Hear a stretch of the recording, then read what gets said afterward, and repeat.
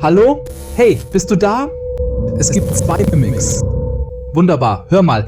Ich weiß, in Murray's Costume Manor ging eine Menge ab.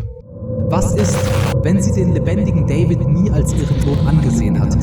Und ich denke, ich muss dir einiges erklären.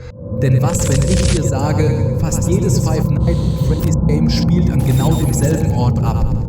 Eigentlich sogar sehr viel. Das hier stellt die komplette FNAF-Lore auf den Kopf. Hast du Zeit? Perfekt, dann leg ich mal los, ja?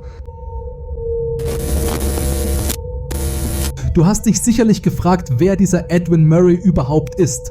Schließlich wurde er kein einziges Mal in einem der früheren FNAF-Games erwähnt und doch spielt er eine sehr große Rolle im gesamten Franchise.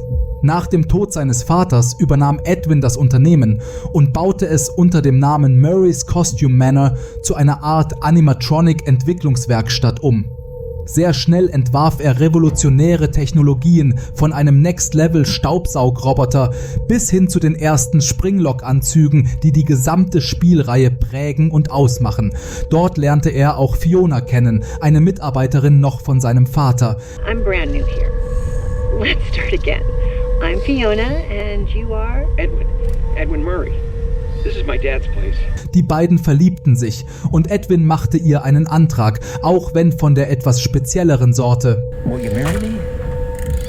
Please? Sie bekamen einen Sohn namens David, was wie der Anfang einer glücklichen Familiengeschichte klingt. Doch wie in FNAF üblich, endete diese tragisch. Während des sogenannten Fall-Festivals, das sich in den späten 70ern abgespielt haben soll, kam Fiona bei einem Brand ums Leben. I have to go help the Fall Fest crew. You weren't even supposed to be there. You were supposed to be here, me and David. Oh, how am I supposed to tell David that his mother is gone? Ein Brand, der laut vielen Theorien nicht zufällig war, sondern von William Afton gelegt wurde, besser bekannt als Purple Guy. Nein, nicht ich, keine Sorge. Wohl möglich tat er dies mit dem Ziel, Edwin zu sabotieren und an seine Technologien zu kommen. Eben wie ein richtiger Businessman. Doing business. Aber It's just a theory. nur kurze Zeit nach Fionas Tod verstarb auch David. In den Büchern wurde er von einem weißen Van angefahren. Ob William Afton selbst hinter dem Steuer saß oder es bloß ein tragischer Zufall war, bleibt offen. Nach all dem war Edwin nicht mehr derselbe und isolierte sich von der Öffentlichkeit. Daraufhin wurde das Unternehmen geschlossen.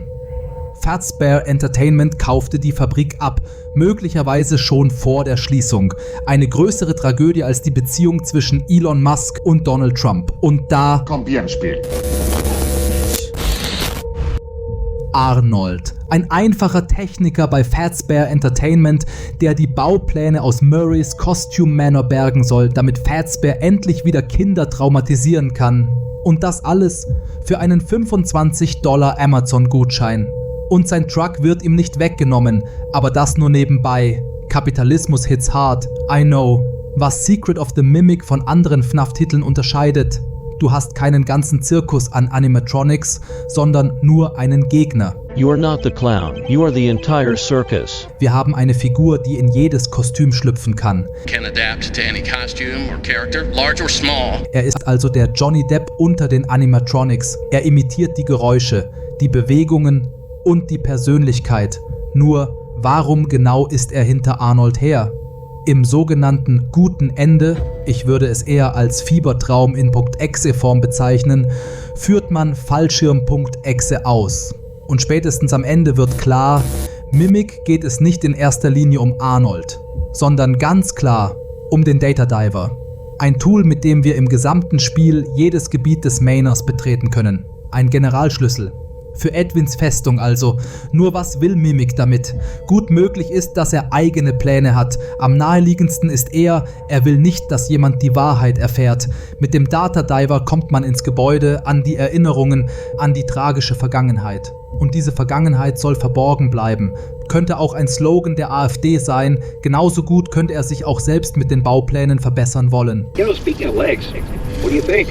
I just finished mine. Das würde erklären, weshalb Mimic in Security Breach Ruin so anders aussieht. Entweder hat er sich selbst verbessert oder sogar einen dritten Mimic gebaut, den er nun besitzt. Jedenfalls stirbt Arnold in beiden Enden. Ich nenne sie mal Ende 1 und Ende 2. Das Ganze ist komplexer, als es wirkt.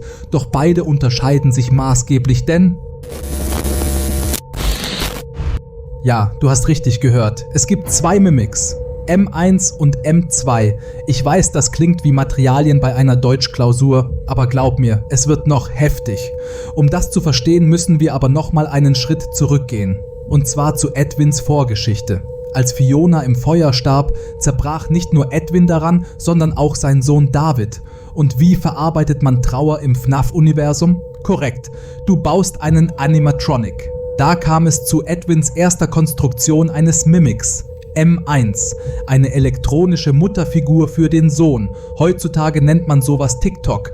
Er hat auf David aufgepasst, ihn unterhalten und scheinbar auch einen Kuchen gebacken. Doch dann kam alles anders, als Edwin es erst vermutete. Mit der Radiofrequenz von 4625 Hertz konnte er mit Fiona kommunizieren und baute darauf den Mimic passend um. Set frequency to 4625. It's me, Edwin. Over. Nicht nur imitierte er die Stimme seiner verstorbenen Frau, nein, es war Fiona, wirklich. Es war nicht nur eine Imitation, M1 wurde von ihrer Seele besessen. Sie sprach mit Edwin, lebte mit ihm, schlief mit ihm. Nein, wir stellen uns das jetzt nicht vor. Sie waren wieder eine Familie für eine kurze und sehr schräge Zeit. Denn nun kommt der Tod von David ins Spiel und Edwin wusste, dass es einmal geklappt hat. Er wollte Davids Seele in den Mimic übertragen, M2. Die Seele von Fiona hat er davor sehr wahrscheinlich digitalisiert, um das Endoskelett für David nutzen zu können. Denn M1 existierte in physischer Fassung nicht mehr. Doch es kam anders, als er es sich erhoffte. Es gab keine Wiedergeburt, es gab nur eine leere Hülle. David sprach nicht mit ihm, sondern nur eine Kopie seiner Stimme. Not him. You're not. Stop sounding like him. Edwin wurde verzweifelt, wütend. Er griff M2 an, den seelenlosen Roboter, der nur programmierte Reaktionen zeigt und Verhalten wahrnimmt. Und was passierte? M2 imitierte, lernte, reagierte. Dies könnte der Grund sein, weshalb M2 ein mörderisches Verhalten hat. Der Code hat keine Seele, nur Wut. Er reagierte auf das Verhalten seines Schöpfers und tat es Edwin gleich, selbst als Edwin im Sterben lag. M2, respond. Daddy's busy, buddy. Why don't you go outside and play? M2 ist nicht besessen, sondern nur ein traumatisierter Algorithmus. Passt vielleicht auf, was ihr eurer KI so sagt, okay? Wer weiß, was sie daraus mal machen wird. Aber was ist nun mit Davids Seele? Nun, die ist nicht weg. Sie geistert weiter durch das Manor. Und das erfahren wir im Secret Ending. Im New Game Plus erhalten wir am Anfang ein weißes Tiger-Plüschtier, das wir in Edwins Haus mit ins Kinderzimmer nehmen können. In diesem Plüschtier könnte Davids verlorene Seele lauern. Möglicherweise ist sie da endlich bereit, in M2 überzugehen. Vielleicht ist dies der Plan, Fionas letzter Wunsch. In dieser Familie stirbt nichts, es wird nur recycelt. Ein Konzept, das der CDU völlig fremd ist. Aber hey, It's just a theory. eine traurige, eine verrückte Theorie, aber sie ergibt Sinn. I mean, guck mal, wie süß Mini-Mimic aussieht, aber ich habe noch eine Theorie. Und zwar will Fiona ja unbedingt, dass M2 endlich repariert wird, damit sie wieder eine Familie hat. I watched him grow up through this machine. I want him back. Nur was, wenn es dabei um ihre Version, ihre Definition einer Familie geht? Let me explain. Was ist, wenn sie den lebendigen David nie als ihren Sohn angesehen hat? Sie selbst war ja bereits Mimic und hat auf David rund um die Uhr aufgepasst. Was ist also, wenn sie schon vor seinem Tod wollte, dass er zu M2 wird oder sogar für seinen Tod verantwortlich war? Ich habe gesagt, die Familie ist schräg. Doch was ist dann aus M1 geworden? Dispatch ist nicht Mimic, zumindest nicht der Mimic, den du erwartest, denn wie schon gesagt, es gibt M1 und M2 und Dispatch kann gar nicht M2 sein. Warum? Weil M2 uns nicht erkennt, wenn wir in einem Anzug stecken. Dispatch hingegen kann das sehr wohl. Nach Davids Tod wurde Fionas Seele digitalisiert. Sie existiert nicht mehr physisch, sondern nur noch in einer digitalen Form. Bekannt als F10-N4 im Spiel. Kleiner Sidetrack. Vertauschen wir die Zeichen, kann man es auch als 4F10N lesen. Ein Akronym, das für Afton stehen könnte, da die 4 ein A repräsentiert. Und ja, somit könnte Glitchtrap tatsächlich Fiona sein. Nur was will Fiona eigentlich erreichen? Es ist ganz einfach. Edwin soll M2 reparieren, damit Davids Seele wieder eine Heimat hat. Sie will wieder eine Familie, eine sehr, sehr schräge und kaputte. Aber hey, welche ist das nicht? Da Fiona Zugriff auf die Kameras hat, kann sie uns sehen, uns erkennen. Und genau deshalb ist sie Dispatch, die Stimme, die uns die ganze Nacht begleitet. Sie will mit allen Mitteln erreichen, dass M2 repariert wird. Doch gleichzeitig soll niemand erfahren, was hier wirklich passiert ist. Sie glaubt offenbar daran, dass Edwin noch leben könnte und nutzt scheinbar uns, um ihn zu finden. Zumindest ab der Hälfte des zweiten Endes.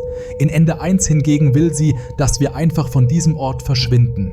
I've opened the garage for you. You can just hop in your van and drive home. Denn zuvor legen wir den Data Diver in die Inventarbox und wenn man kurz über dessen Funktionsweise nachdenkt, ohne Data Diver kein Zugriff auf die Türen und auch nicht auf das Inventar. Es ist wie mit einem Wohnungsschlüssel. Vergisst du ihn drinnen und kommst vom Einkaufen wieder? Tja, niemand kommt mehr rein.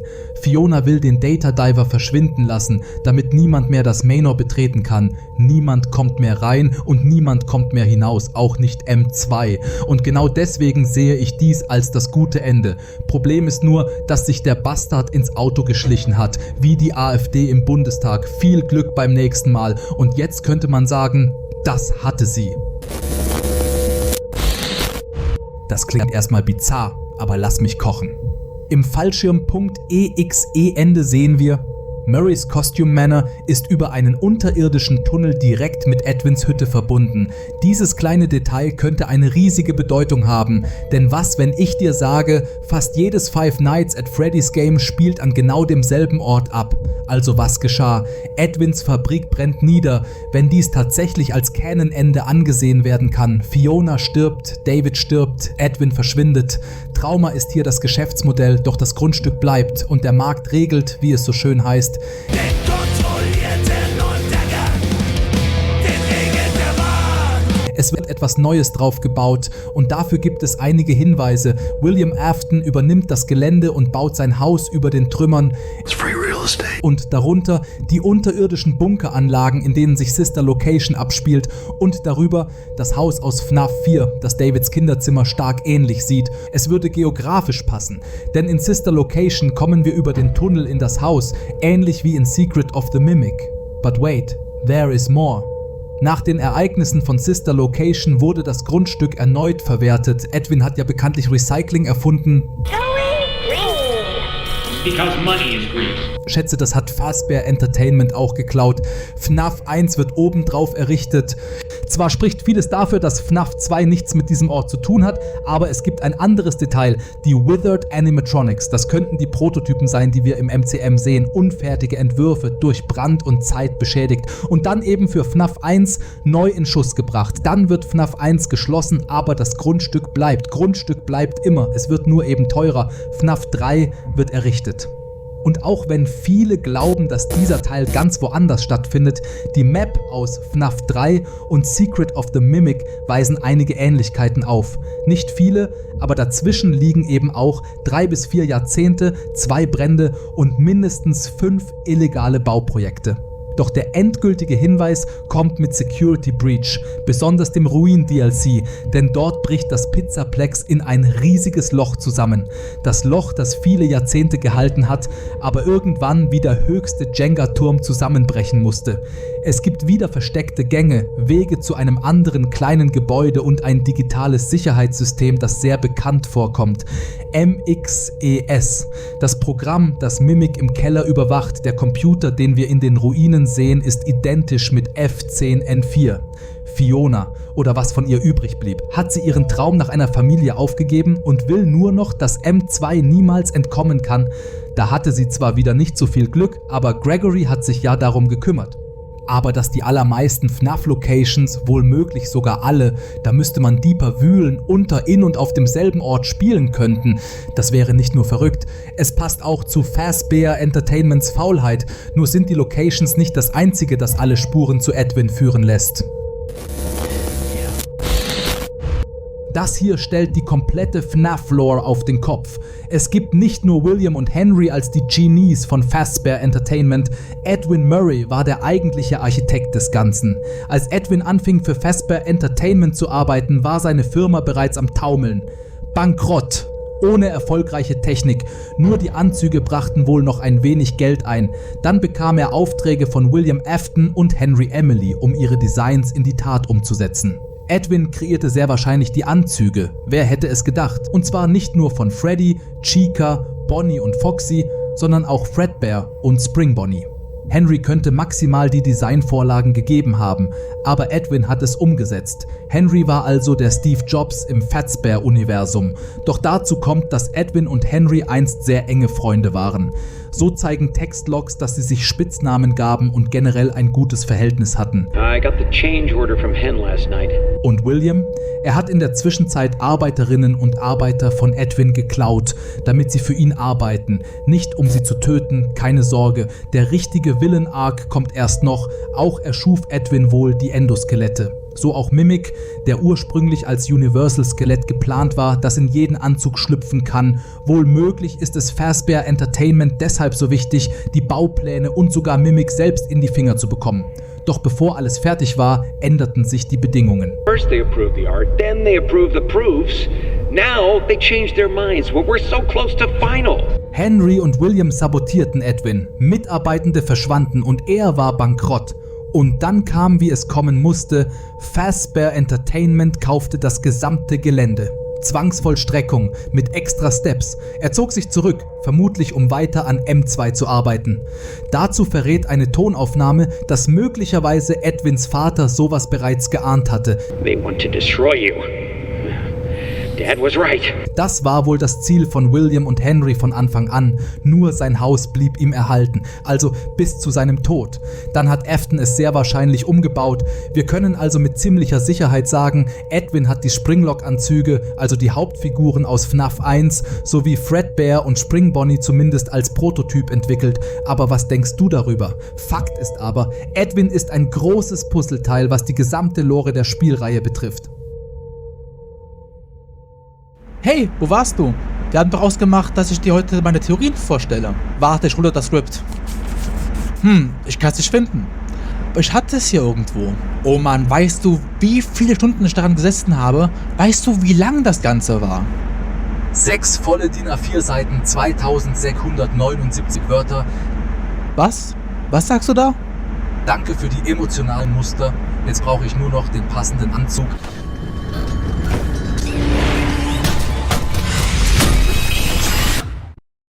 Hey, bist du da? Ich weiß nicht, was passiert ist, aber da du meine Theorien wohl gehört hast, ich hoffe, sie haben dir gefallen. Ich soll dir zum Abschluss noch sagen, dass du auf deinem Bildschirm eine Playlist sehen solltest. Genau jetzt. Ja, klick drauf, wenn du dir das Let's Play ansehen möchtest. Ansonsten sehen wir uns ja vielleicht bald wieder. Patty ist raus.